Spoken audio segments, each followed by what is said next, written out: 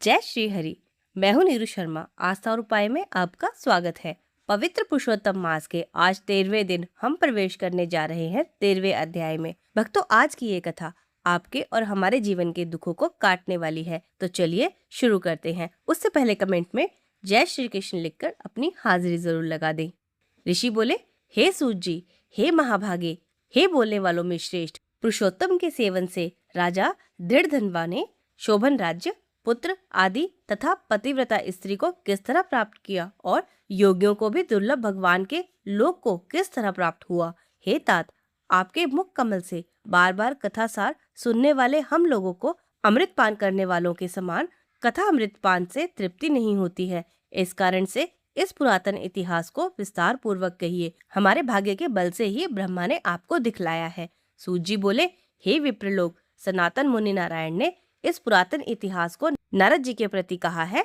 वही इतिहास इस समय मैं आप लोगों से कहता हूँ। मैंने जैसा गुरु के मुख से राजा दृढ़धनवा का पापनाशक चरित्र पढ़ा है, उसको सब मुनि श्रवण करे। श्री नारायण बोले, हे ब्राह्मण नारद, सुनिए। मैं पवित्र करने वाली गंगा के समान राजा दृढ़धनवा की सुंदर तथा प्राचीन कथा कहूंगा। हे देश का रक्षक, श्रीमान बुद्धिमान तथा सत्य पराक्रमी चित्रधर्मा नाम का राजा था। उसको दृढ़धनवा नाम से प्रसिद्ध, अति तेजस्वी, सब गुणों से युक्त, सत्य बोलने वाला, धर्मात्मा और पवित्र आचरण वाला पुत्र हुआ। कान तक लंबे नेत्र वाला, चौड़ी छाती वाला, बड़ी भुजा वाला, महातेजस्वी वह राजा दृढ़धनवा प्रशस्त गुण समूहों के साथ साथ बढ़ता गया। वह चतुर राजा दृढ़धनवा प्रसन्नता के साथ गुरु के मुख से एक बार कहने मात्र से पूर्व में पढ़े हुए के समान व्याकरण आदि 6 अंगों के साथ 4 वेदों का अध्ययन कर गुरु को दक्षिणा देकर और विधि पूर्वक उनकी पूजा कर बुद्धिमान राजा गुरु की आज्ञा से पिता चित्रधर्मा के पुर को गया। अपने नगर में वास करने वाले प्रजा वर्ग के नेत्रों को आनंदित करता हुआ जिस पुत्र को देखकर राजा चित्रधर्मा भी अत्यंत हर्ष को प्राप्त हुआ। पुत्र जवान हो, संपूर्ण धर्म को जानने वाला हो और प्रजा पालन में समर्थ हो, इससे बढ़कर सार शून्य इस संसार में और क्या है। अर्थात कुछ नहीं। अब मैं 2 भुजा वाले मुरली वंशी को धारण करने वाले, प्रसन्न मुख वाले, शांत तथा भक्तों को अभय देने वाले श्री कृष्णचंद्र की आराधना करता हूँ। जिस तरह ध्रुव, अम्बरीश, सिद्धार्थी, ययाति, प्रमुख राजा और शिवी, रंतिदेव, शिशबंधु, भगीरथ, भीष्म, विदुर, दुष्यंत और भरत, पृथु, उत्तानपाद, प्रहलाद, विभीषण, ये सब राजा तथा अन्य राजा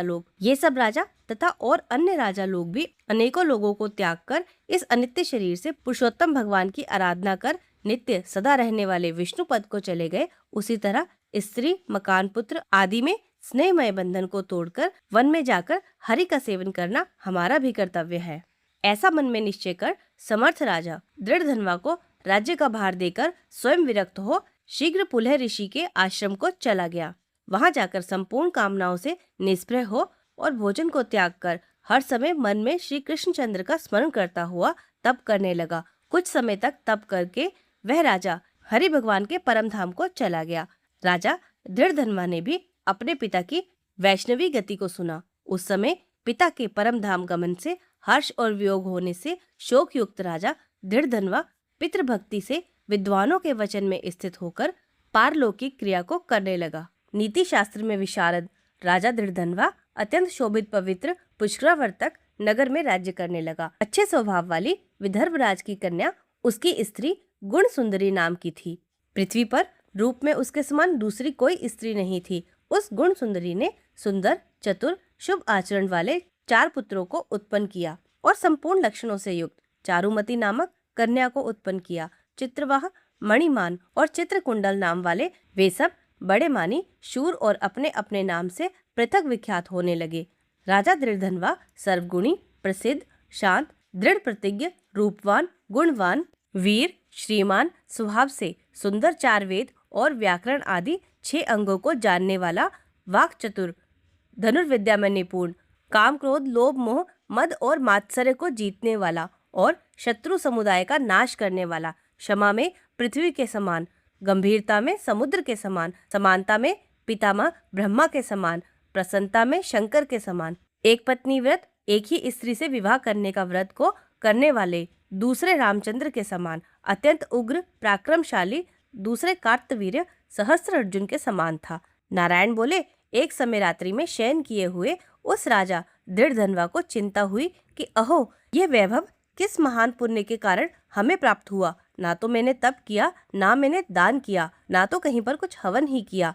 मैं इस भाग्योदय का कारण किससे पूछूं? इस प्रकार चिंता करते ही राजा दृढ़धनवा की रात्रि बीत गई। प्रातःकाल ब्रह्म मुहूर्त में उठकर विधि पूर्वक स्नान कर, उदय को प्राप्त सूर्य नारायण भगवान की उपासना कर, भगवान की कला की पूजा कर, अर्थात देव मंदिरों में जाकर देवता का पूजन कर, ब्राह्मणों को दान देकर तथा नमस्कार करके घोड़े पर सवार हो गया।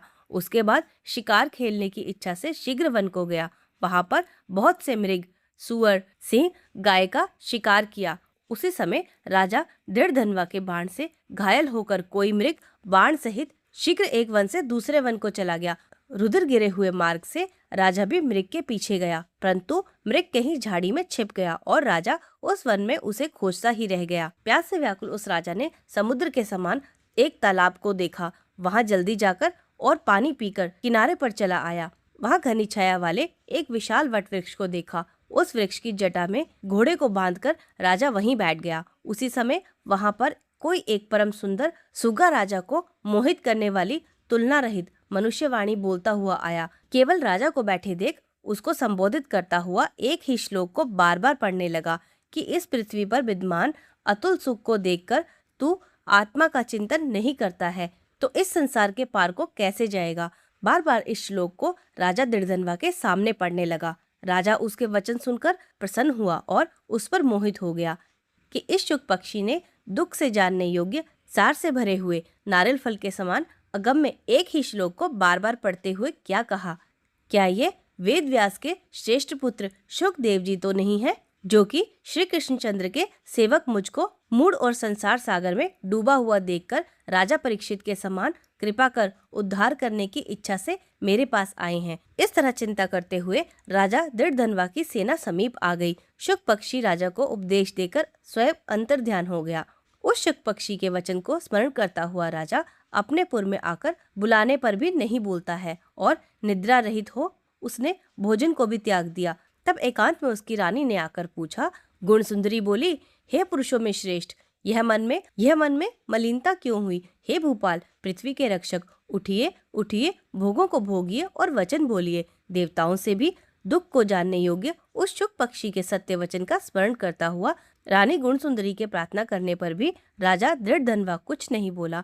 पति के दुख से अत्यंत पीड़ित वह रानी दीर्घ श्वास लेकर अपने स्वामी की चिंता में उत्कंठ कारण को नहीं जान सकी। इस प्रकार चिंता में मग्न राजा का कितना ही समय बीत गया, परंतु संदेह सागर को पार करने वाला कोई भी कारण वह न देख सकी। नारद जी बोले, हे मुने, इस तरह चिंता को करते हुए पृथ्वीपति राजा दृढ़धनवा का क्या हुआ सो आप कहें, क्योंकि हे मुने, निर्मल वैष्णव चरित्र थोड़ा भी यदि सुना जाए तो पापों का नाश हो जाता है। इति 13वां अध्याय संपूर्ण। ये था पुरुषोत्तम मास महात्म्य का 13वां महाकल्याणकारी अध्याय।